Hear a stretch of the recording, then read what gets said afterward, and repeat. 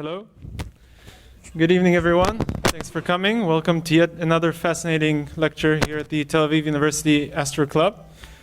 Before we begin, we have a special announcement. Following last week's breakthrough discovery by the LIGO team of gravitational waves, we will be hosting a special event next week. That's February 24th.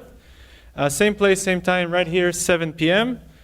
The lecture will be in Hebrew. We will have a panel of esteemed professors from the astrophysics department here at Tel Aviv that will tell you about the discovery, how it was made, and its great importance to science. Of course, you can find out all the details on our website and on our Facebook page like any other of our activities. All right, and moving on to today's lecture. Today we will be hearing about cosmic web from Dr. Caterina Lani, who did her PhD research at the University of Nottingham in England. She studied the link between environment and galaxy structure in the early universe. She is a fellow of the Royal Astronomical Society and has given over a dozen lectures on her research.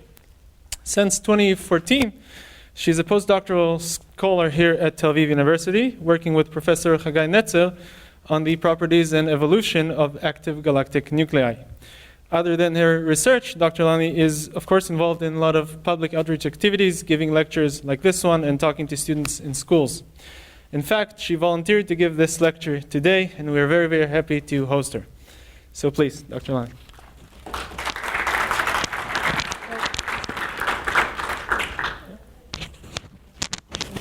Yeah? Yeah. Give it a test, see if you can hear it. Yeah. Okay. Hi, everyone. Please let me know if I'm speaking too fast or you can't hear me at any point during the talk. So first of all, thanks for the opportunity of taking part into this event. And today we'll be looking at cosmic web and galaxy ecology, and I hope that these terms will come, the meaning of these terms will come apparent soon as we go throughout the lecture.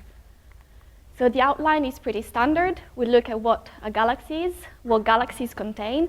I'm aware that some people sitting in this room may have heard this before, and I apologize to those people. However, I have to take into account that some people may have not heard this before, so I want to give all the basic information so that we can understand and appreciate the more exciting part of a talk.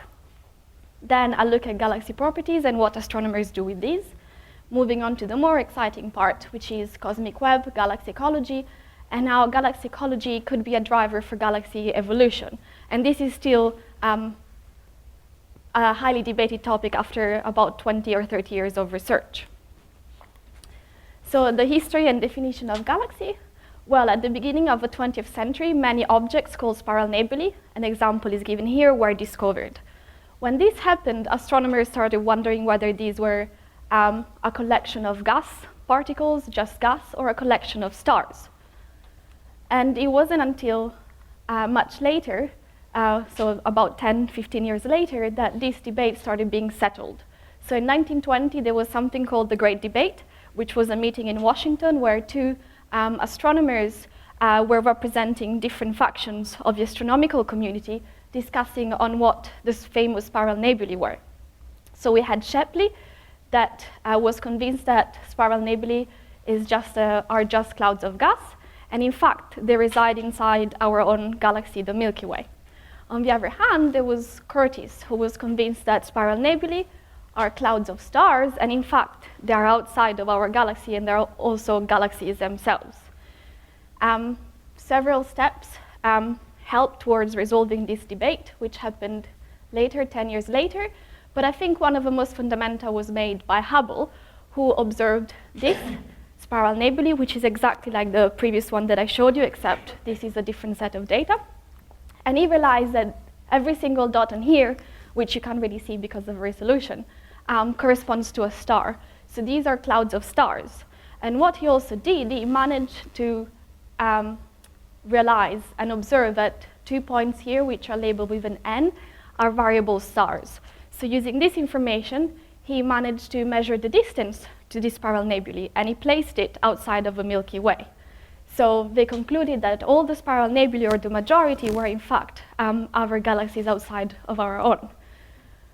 And nowadays, about 100 years later, astronomers are still studying, discovering, and trying to understand the formation and evolution of galaxies outside of our own. So what are galaxies made of? Well, if we Google the definition of a galaxy, then we get this. So it's a system of millions or billions of stars, together with gas and dust held together by gravitational attraction. So fine, we know that galaxies are made of stars. For example, our Milky Way has about 100 billion stars, but there's a range in the number of stars that a galaxy contains. In fact, there is the smallest galaxies in the universe, which are called dwarf galaxies, and an example is showed here, and they contain only millions, a few millions of stars. And then there is also the largest galaxies in the universe that contain up to 1,000 billion stars, and the example is showed here. And as you can see, they're extremely different. I, myself, being used to working with these sort of galaxies, I wouldn't define this as a galaxy because it just looks like a few stars, it looks very diffuse, and it doesn't look very luminous at all. This one, on the other hand, looks very densely packed with stars, and it is very luminous. I will look at how these are formed later in this talk. But what else are there in galaxies?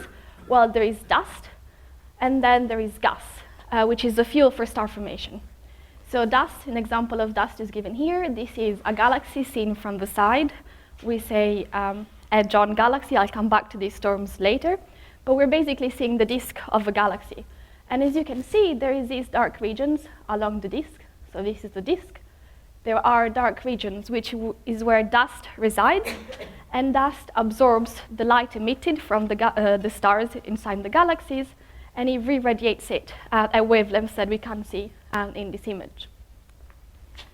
And then galaxies also contain dark matter. In fact, dark matter makes up most of the mass of galaxies, about 10 times the visible mass that we can see with stars and so on. And what's also very interesting is that it extends to much larger scales than the stars that we can see. In fact, if we place this galaxy, which I hand drew, inside its dark matter halo, it would look like this. So you can see that the scale, what we can see with our eyes, is a very small amount of the overall matter that is in a galaxy. And furthermore, you can also see that given this proportion of matter, or at least this amount of dark matter, there could be an important role played by dark matter, for example, in the formation and evolution of galaxies. The other component of galaxies are supermassive black holes. Because they are black holes, we can't observe them directly. However, we know they're there because of some phenomena they cause or their influence on nearby, for example, stars. So here we have, again, another galaxy. We see it edge-on, so this is the disk of a galaxy. And we know that in the middle, there is a supermassive black hole, which is accreting material, and in the process is outputting huge amount of energy in the form of jets. But also here, there are some data which have been taken by astronomers, I think across about 12 years. Does it work like this? Okay, yes. So this is data of the Milky Way. So looking towards the center of the Milky Way, and we think that where the cross is, our own supermassive black hole resides. The white dot are stars orbiting the black hole. And now we're zooming in, and we can see the trajectory of the stars very close to our own supermassive black hole. So by the information given by the motion and the size of the orbit, we know that here there must be a very massive yet compact mass, and this must be a black hole. So to summarize, we know that galaxies contain dust, gas, dark matter, a supermassive black hole, and stars. Now we can look at galaxy properties, which is what astronomers use to learn and classify and study galaxies and learn about their evolution. So the first property is galaxy color. So similarly to a Bunsen burner, which is a widely used lab experiment in which a different amount of fuel are allowed to get to the flame, we get in some cases a colder flame, which is in this example number 1 and 2, and they look quite red, they have lower temperatures. And then much hotter flames which look blue, and these are number 3 and 4.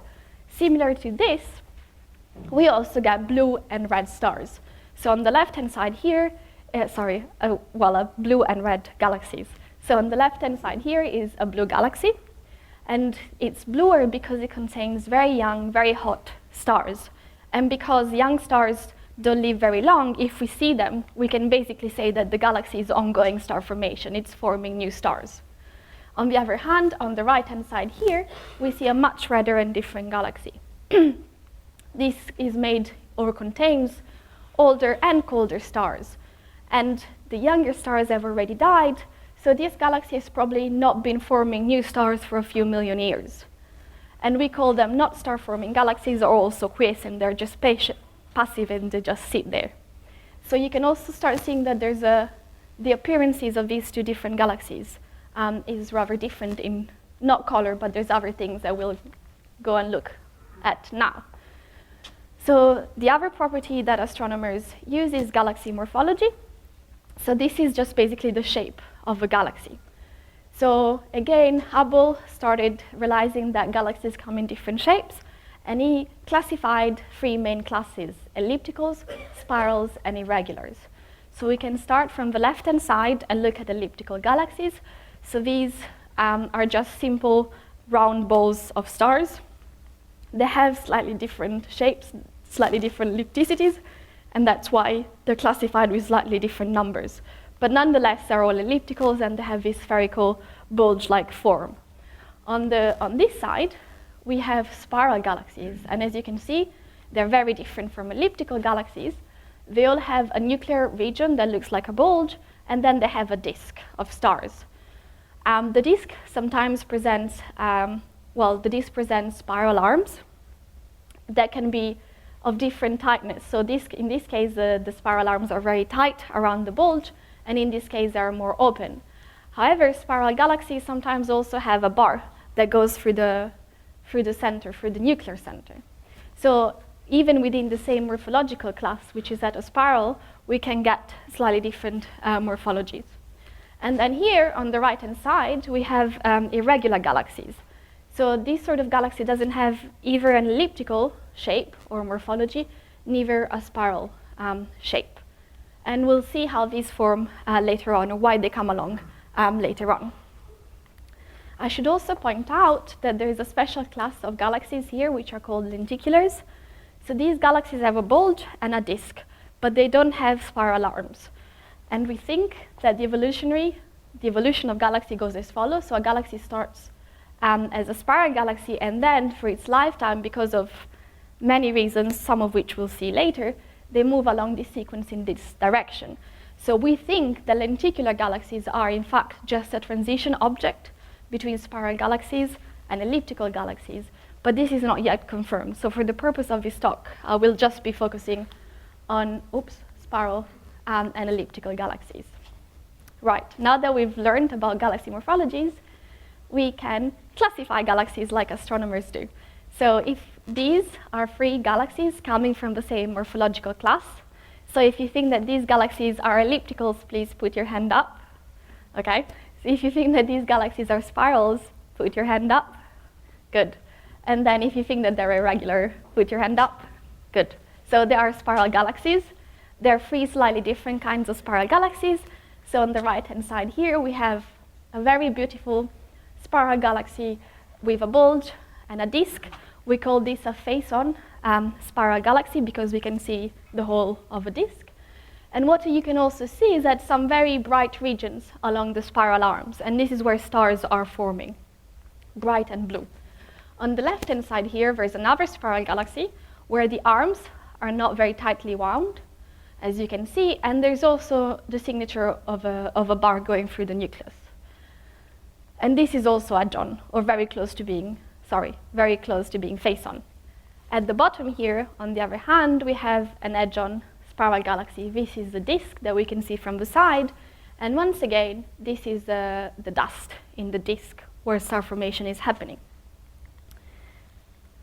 So who think that this is an elliptical galaxy?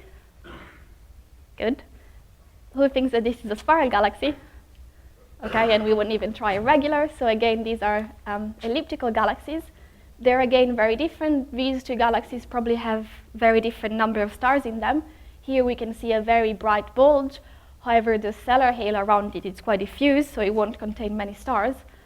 Whereas in this case, there is a very bright bulge and also a rather bright stellar halo. And then finally, who think this is an irregular galaxy? Yay. So this is an irregular galaxy. As you can see, it's neither elliptical or spiral. It has signs of asymmetry. So these are probably stars that were in the galaxy, but now they're trailing behind the galaxy. And also, I should have mentioned before, so here, you don't see any blue stars. So these are old galaxies, as I've mentioned before.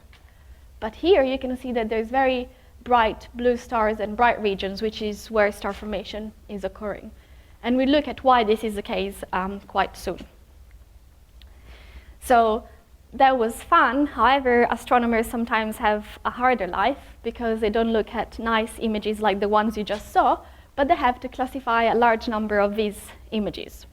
So for example, if you look at these images, you could say, well, maybe this is an elliptical galaxy with a halo, but maybe it could also be a spiral galaxy. Maybe this is a disk. The same goes for this one. Is this just a spiral galaxy, or there's some signs of asymmetries here?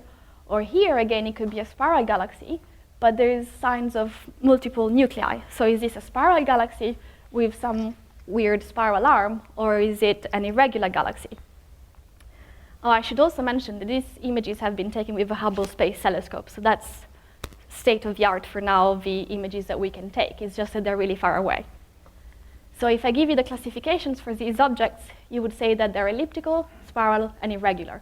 So in these cases, the same images are showed to a large number of astronomers, and then we do statistical studies based on their answers. But if this wasn't bad enough, things get even worse. So if you use data taken from the ground, like I did during my PhD, this is what you have to deal with. So this is an image of a galaxy taken with a Hubble Space Telescope, and this is the same image of a galaxy taken with a telescope in Hawaii. So even though it's a pretty good telescope, you can really see the difference, and it makes your life really hard. And if you enjoyed classifying galaxies, please go to Galaxy Zoo. So this is an astronomy project where there's many, many galaxies to classify from different telescopes, from different wavelengths, and your answers will actually be used for statistical studies of galaxies. Okay, so to summarize, galaxies come in different colors. There's blue ones, there's red ones, and they also have very different morphologies. In fact, blue galaxies tend to be spiral galaxies, while red galaxies tend to be elliptical. We saw that there is an evolutionary path, or at least 3 morphological classes for galaxies. And these sort of informations is what astronomers use to study the evolution and the formation of galaxies. So from morphology and color, we can infer the age, and we can also infer at what evolutionary stage they are when we look at them. Okay, so what about our own galaxy and its neighborhood?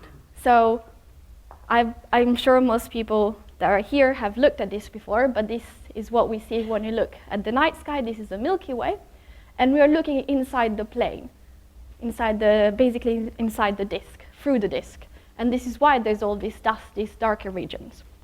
And also this is why there's a much higher density of stars here, and as we move away from the disk, we get a lower number of stars.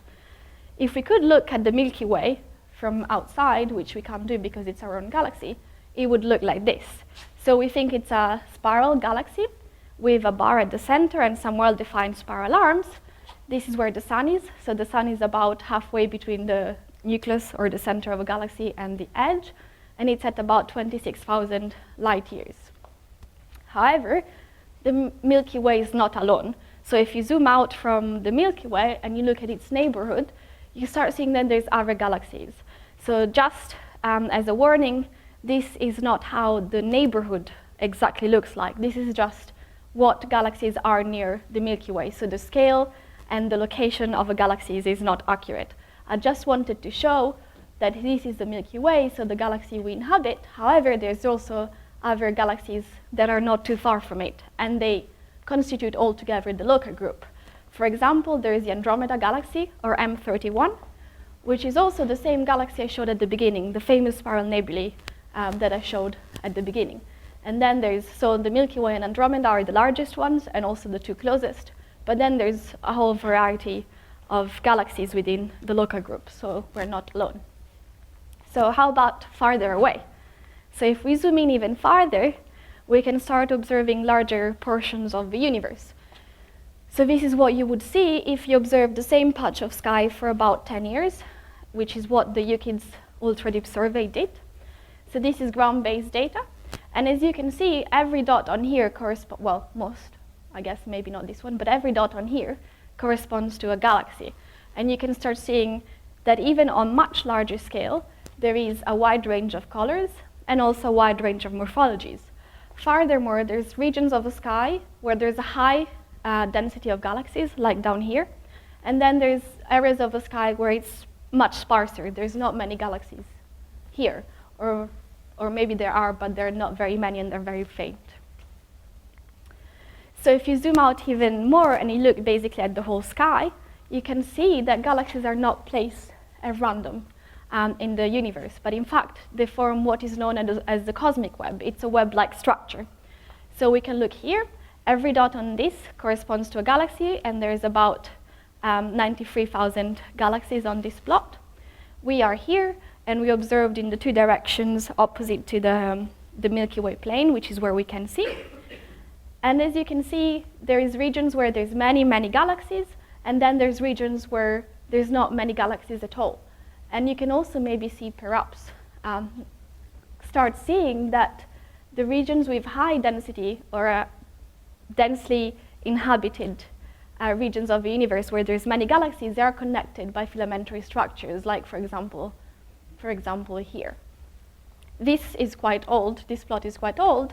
There's also a newer version of the plots with even more galaxies. So here there's about 1 million galaxies. These were taken as part of the SDSS survey. Again, we're in the middle here. We look into directions, and you can see very clearly now that there is a web-like structure.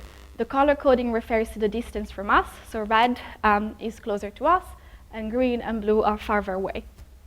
And yes, you can see that there is, for example, this very densely populated area, and then galaxy-less regions. So far we looked, or we focused on the visible matter, the one that we can see that makes up galaxies. However, if we look at the constituents of the universe, which are showed in this pie chart, a large fraction of matter is in dark matter, so 26%.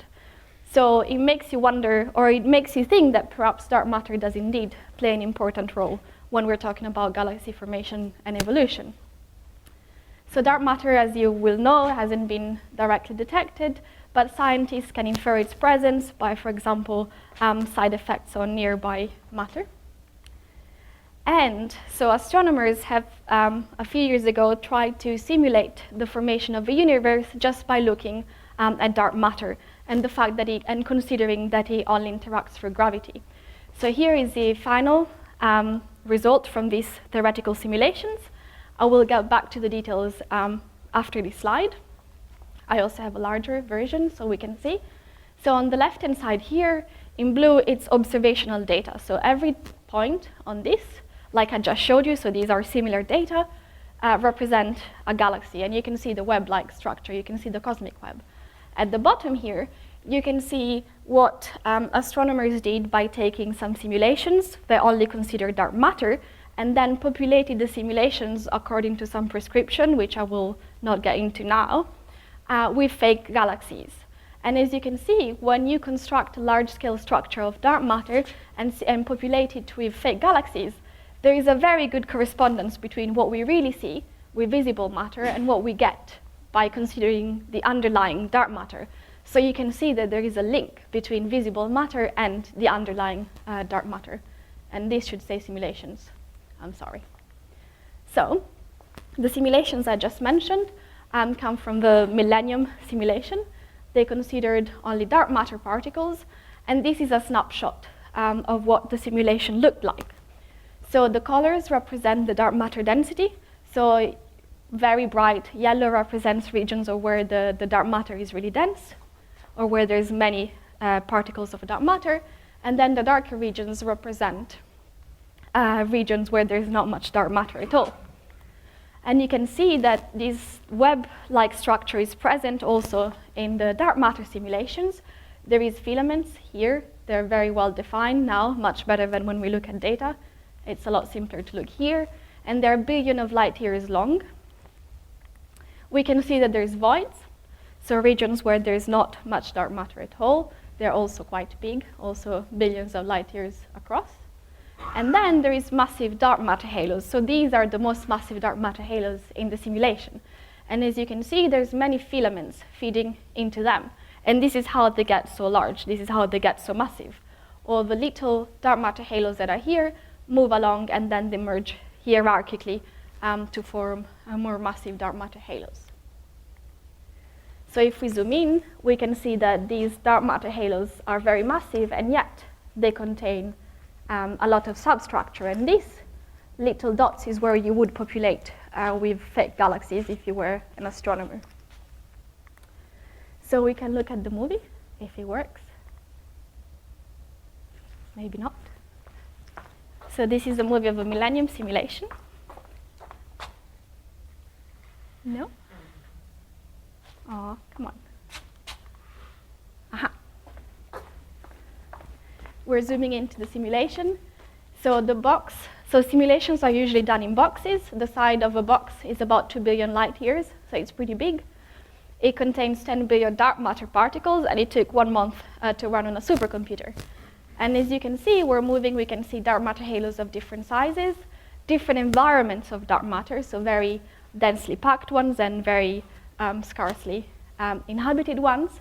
And now we're moving to a very massive dark matter halo. And as you can see now, you can appreciate the number of filaments feeding into this and the number of substructure that is moving here and is merging to form the most massive dark matter halos here. Okay, so yes. You showed us before that most of the galaxies form a very round and how to say that? Round. Elliptical. Elliptical or spiral shapes, not irregular shapes. So how come the dark matter forms fibers? So when you see the filaments, within the filaments of dark matter, there is also more circular subhalos. And that's where you put the galaxies. So the galaxy will not be, So the galaxy will not, this is very, very large scale. So you have to zoom in, and you would place a galaxy in something like this. So the rather dark matter, the more filamentary dark matter that you see is not very dense, like where, if you go back, like here, there is dark matter, but there won't be galaxies there, right? And then you zoom in, and you can see that there's more not very dense regions of dark matter, so probably there won't be a galaxy because the dark matter potential here is not large enough to cause the formation of a galaxy. But here, on the other hand, which also looks more circular, this is where you get the formation of galaxies. Does that make sense? Okay. Well, you can ask me later again. Okay, so we can use this. So if we look at this, this is the most massive dark matter halos, and this is also where the most massive galaxy structures will reside. And we can go back to galaxy clusters. So galaxy clusters are the most massive galaxy structures in the universe. They contain many galaxies, up to 1,000. They're very large in their scales, so 1 to 15 million light years across. And they're very, very massive. So you can imagine that if we take a cluster of galaxies, if every galaxy in it would contain only stars as massive as our sun, then we would need about 1,000 trillion, or as much as 1,000 trillion stars in there to make up the whole mass of a cluster. So these is 2 examples of famous galaxy clusters. We can start from the one on the top. Both of these are actually quite close to us. These images were also taken with Hubble Space Telescope. And you can see that there's many galaxies, and they look very pretty, and like they were undergoing also some exciting things, which we'll talk about later. This also looks in some way different. It doesn't look as rich as this cluster. You can't see by eye as many galaxies here as you can see here. but nonetheless, it's a rather massive nearby cluster. So galaxy clusters also have a very interesting composition. In fact, they contain only 5% of the mass of a galaxy cluster is made up of galaxies, 10% is made up of gas, and then the large majority is made up of dark matter. And I should have also said that galaxy clusters are the largest gravitationally bound structures in the universe. So if we want to take a different look at galaxy clusters, well, we said they have different components. So what we can see is, for example, galaxies here that make up 5% of a mass. This is what we would see if we looked in the optical wavelength. And believe it or not, here there should be 2 galaxy clusters, one here and one here. The only problem is that maybe they're not as easy to be seen by eyes because they're quite far away. On the bottom here, we can look at a much different wavelength, which is the X-ray wavelength, and we can observe a hot gas within the cluster. In fact, the intracluster medium, so what's between the galaxies in a cluster, is made up of gas that radiates in the X-ray. So these 2 dots correspond to 2 different clusters. And if we had to make a schematic cartoon, here we have a very dense region of a cluster, then there is a less dense region, which is the outskirts. This is a cluster center. And then in between, there should be just, as I said, gas. But there's also things that we can't see directly, but we can infer they're there. And this is dark matter, which makes up most of a mass. So if you added dark matter on this cartoon, you would see that you still have your galaxies. You have a very massive dark matter halo here, which was formed by merging hierarchically smaller dark matter halos. And then there is those galaxies that are still quite far away from the center of a cluster that still retain their individual dark matter halos. So these galaxies have probably been coming in from the filaments we were talking about. They were moving along, and then finally they will merge with the more massive dark matter halo. And also galaxies will probably merge, as we'll see later. So to summarize, galaxies inhabit a different range of environments. We can look at it from the stellar point of view. We can look at stars and say, okay, we see many galaxies, so it must be a crowded environment. Or we can look at it from the dark matter point of view. So we can say, okay, if there's not much dark matter here, then we're looking at a void. So the environment of a galaxy that is not in there would be that of a void. Then there is another environment, which is called filaments. And then there's clusters, which are in the most massive dark matter halos. We can focus on a particular cluster as an exercise. So this is the Coma cluster. It contains more than 1,000 galaxies. It's only 300 million light years away. And we can now make some sort of simile or comparison or parallel with cities. So this looks like a very crowded region of galaxies. So similarly to a city, if you live in a city, you have more potential to do lots of activities and undergo lots of things and interact with many people around you. So the same thing happens with galaxies. If you live in a very crowded environment, you will have a potential for a very exciting life and many interactions with other galaxies. So this is what I meant by galaxy ecology. So we can look at the outskirts region of the Coma cluster. So this is where we're looking at the outskirts where it's not that dense. We can zoom in, and as you can see, many galaxies on here, at least one. Well, as you can see, there's not many galaxies from the cluster here because these little ones are probably behind the cluster, so they're farther away, they're not part of the cluster. But if we focus on the larger ones, which we know are part of a cluster, they look like spiral galaxies, at least 1, 2, 3, maybe 4. And they're all blue. If we zoom out, we can pick another region now to zoom into. This is a much crowded region, much more crowded region. We can zoom in again, and probably 90% of these galaxies here are elliptical galaxies.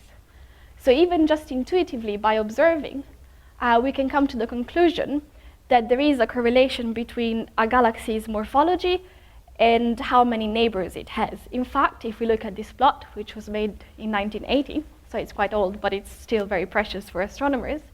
If we look in the outskirts of galaxies, so on the plot, it's on the left-hand side. Here, the density of galaxies is very low. There's not many elliptical galaxies, which are represented by the red line. On the other hand, if we move to the cluster center, which is on the right-hand side, we can see that the fraction of elliptical galaxies increases very sharply. The opposite behavior is seen for spiral galaxies. So if we look in the outskirts, we see many, many spiral galaxies. And then if you look in the cluster center, there's hardly any spiral galaxy left.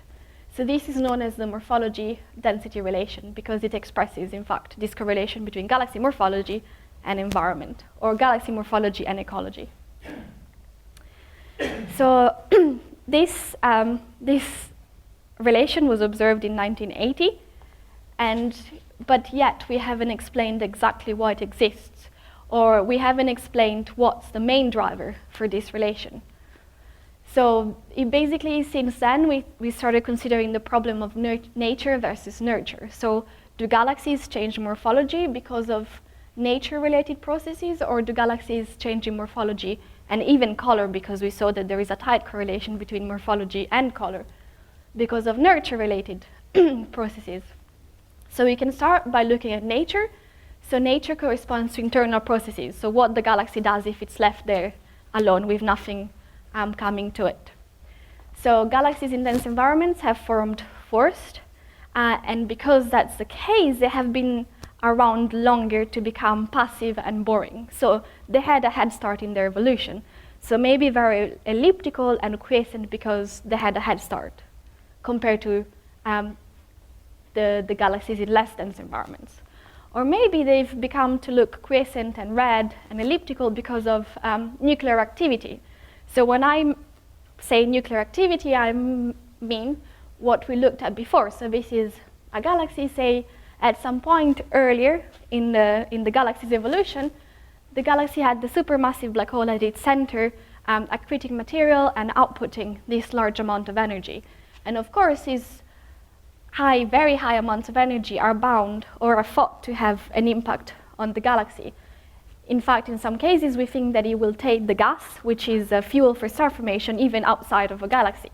And this, if happened in, for example, denser environments first, or preferably, will make galaxies in dense environments elliptical and quiescent. So this is nature or genes. And then we can look at nurture. So nurture are external processes. So galaxies that live in clusters, for example, can undergo a much more exciting life, right? They're given by a range of processes which I will look at soon. But what I also want you to consider is that, as I mentioned before, environment or the ecology can have different aspects. So here we're looking at 3 aspects of galaxy environment or galaxy ecology.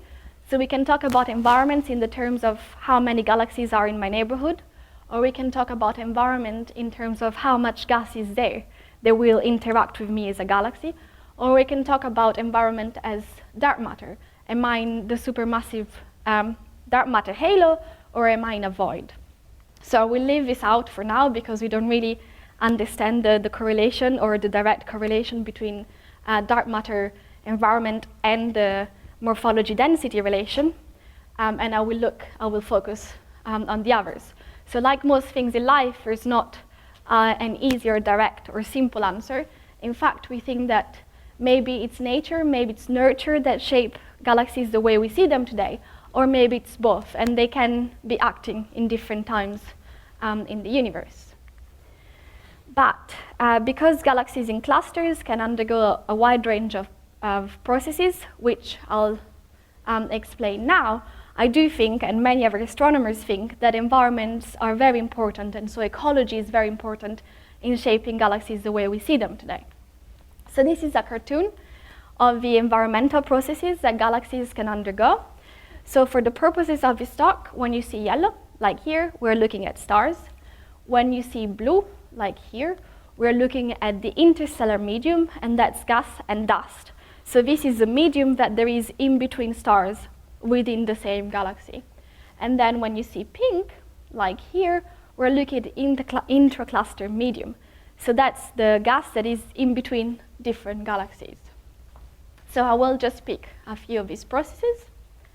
So we can start from probably the one that is most known and the most violent. This is galaxy-galaxy encounters, which are also known as major mergers. So these are encounters between two galaxies of similar mass. They're very violent and they occur over very large timescales. So here there is an example of what happens to galaxies when they undergo major mergers. Because it takes so long for a merger to start and end, we're not following the same galaxy in every panel. We're just looking at different merging events at different stages of their evolution. So we can start from here. We have two galaxies. They look quite spiral, and they're happily living there with nothing happening. And then they start approaching. Well, yeah, you can see these two galaxies. They've started approaching. You can see that maybe their spiral arms are already feeling some effect from the gravitational force of the other galaxy, the gravitational potential of the other galaxy. Here we're even farther along the merging process. In fact, you could hardly distinguish that there were two galaxies to start with. You just see a very irregular galaxy, and this is where irregular galaxies start coming in from. And you can see that the stellar populations are very disrupted, and there's very strong asymmetries in the distribution. It no longer looks like this. And then we move along until we get to the point where also the nuclei regions start merging, and you end up with this, which also looks like an irregular galaxy. And I would like to also highlight that there is some star formation going on here because it's very bright and it's very blue. So mergers are very efficient at changing a galaxy's morphology, but they're also very efficient at sort of reigniting a galaxy. Say you had a very passive galaxy with not much gas. It was a quiescent galaxy. It was red and dead. It wasn't doing nothing. But then if you take a spiral galaxy with a lot of gas, when they merge, as a consequence of a merger, you get new star formation and new stars. So here there should be a video. So this is a simulation of two spiral galaxies merging. I added it so that we can get an idea of a bit how it works and also how violent it is. So you can see there is a first pass between the two galaxies. The stellar components are really feeling the effect of each other, and they're getting increasingly disrupted. So this is what we call a tidal tail. What's the impact of the increase of the universe on galaxy in the same time? It's negligible because this is so much smaller scales. So the increase of did you say the increase of the size of the universe? Yes. What the impact of the increasing the universe on galaxy when you try to make this simulation? No. So this is. No, it's negligible because of the time scale and because of the scales we look at. It's not really important to consider it here. In the proper simulations, I have to take account for the whole cosmology, but not in these sort of things. Is this our failing Andromeda? Yes, but we won't be alive, I don't think. I hope. So as you saw, it's a very violent process, and there's lots of cool things going on. So also, I mentioned before the most massive galaxies in the universe, and these are called brightest cluster galaxies, BCGs. And these are the galaxies that reside in the center of clusters. And they get this big. They get to be the most massive galaxies in the universe through all these sort of merging, because they are at the center of a cluster geometrically, but also kinematically. So they're in this sort of position, and you get all these smaller galaxies moving along the filaments and finally merging. So this is what we call galactic cannibalism. Another environmental process, it's room pressure stripping. So this is an interaction between the gas in the gas in the intercluster medium and the gas in the galaxy. And what happens is that basically the galaxy that is infalling in the cluster along the filaments that I showed you before is stripped of its fuel for star formation. So what usually happens is that the galaxy changes in color because it doesn't have any raw material to form stars, and then it will slowly fade and probably become elliptical. And here are two practical examples. So you can see this is a stellar component of a galaxy infalling in a cluster, and then you can see the dust component, which usually follows the gas component, that is trailing behind, is lagging behind the stellar component. So this galaxy is an example of ongoing RAM pressure stripping. And this again, so this galaxy is probably falling in this direction. So the gas is being stripped in the opposite direction to where the galaxy is falling in the cluster. This is another example. You have again the stellar component that is ahead of the dust and gas component. And in this case, the galaxy is going in this direction in the cluster. So you can sort of also do all the dynamics when you look at these sort of things. Why only the dust strips? Because stars are collisionless. So they don't feel the pressure from the gas in the cluster. And then the other environmental process which I wanted to look at is called harassment.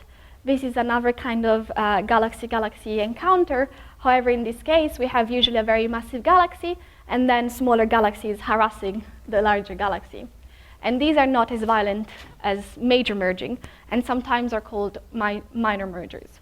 So they are responsible for the occurrence of asymmetries in galaxies, as well as also episodes of star formation.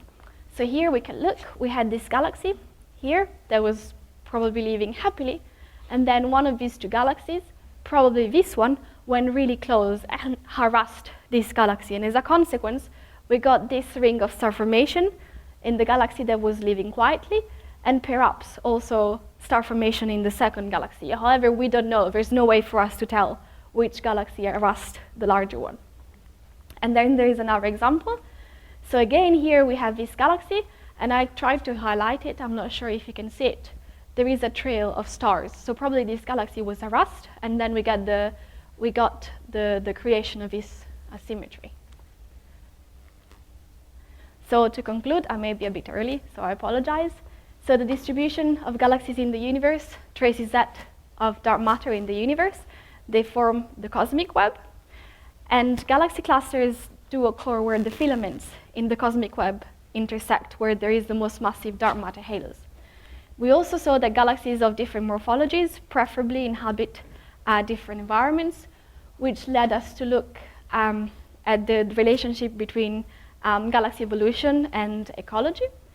And then, yeah, that's the last point. And then I'll leave you with a pretty picture of the deepest image ever taken. Thank you.